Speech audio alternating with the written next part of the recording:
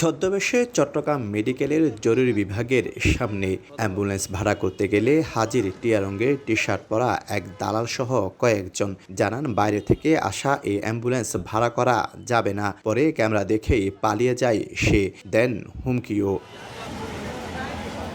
পরে রোগীর স্বজন সেজে কয়েকজনকে পাঠানো হয় অ্যাম্বুলেন্স ভাড়া করতে। চালকরা জানান সমিতিতে গিয়ে আগেই দিতে হবে সিরিয়াল। নানা জেলা উপজেলা থেকে আসা চালকরা জানান হাসপাতাল কেন্দ্রিক সিন্ডিকেটের কারণে রোগী বহন করতে পারেন না তারা, ফলে সমিতির হাতে জিম্মি মরদেহের স্বজন ও রোগীরা। বাইরে টুল আছে, এগুলো টুলে যা করবে তা করবে। এটা আপনারা সংবাদ করেও লাভ নাই, সংবাদ করেও লাভ নাই।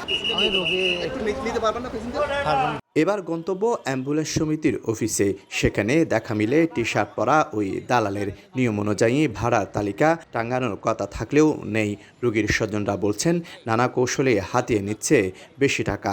22,000 টাকা বলছে। শায়েস্তাগঞ্জ। আমি ভাড়া 15,000 হবে। আমাদের বাধা দেওয়ার কোনো সুযোগ নেই। আমরা বাধা দিব কেন? আপনার ইচ্ছা, আপনি যেখান থেকে ইচ্ছা সেখান থেকে গাড়ি নিয়ে যাবেন। এদিকে রোগী ভোগান্তি ও সিন্ডিকেট ঠেকাতে গত 18 জুন সিটি কর্পোরেশন, জেলা প্রশাসন, হাসপাতাল কর্তৃপক্ষ ও পুলিশ সহ সব সংস্থার সমন্বয়ে রোগী ও লাশ বহনের নীতিমালা করা হয়। কিলোমিটার হিসাবে চট্টগ্রাম নগরী, উপজেলা ও নানা জেলার জন্য নির্ধারণ করা হয় ভাড়া। তবে তা মানছে না রাজনৈতিক প্রভাব বলয়ে থাকা অ্যাম্বুলেন্স সিন্ডিকেট।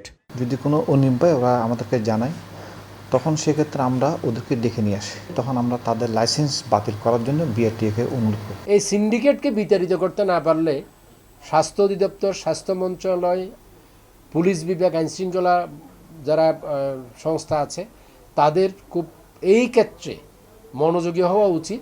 অভিযোগ রয়েছে হাসপাতালের তৃতীয় ও চতুর্থ শ্রেণীর কয়েকজন কর্মচারী সহ স্থানীয় রাজনৈতিক নেতারা নিয়ন্ত্রণ করে অ্যাম্বুলেন্স ব্যবসা। সমিতিতে তাদের সবার আছে একাধিক নিজস্ব অ্যাম্বুলেন্সও। শফিকুল আলম, সময় সংবাদ, চট্টগ্রাম।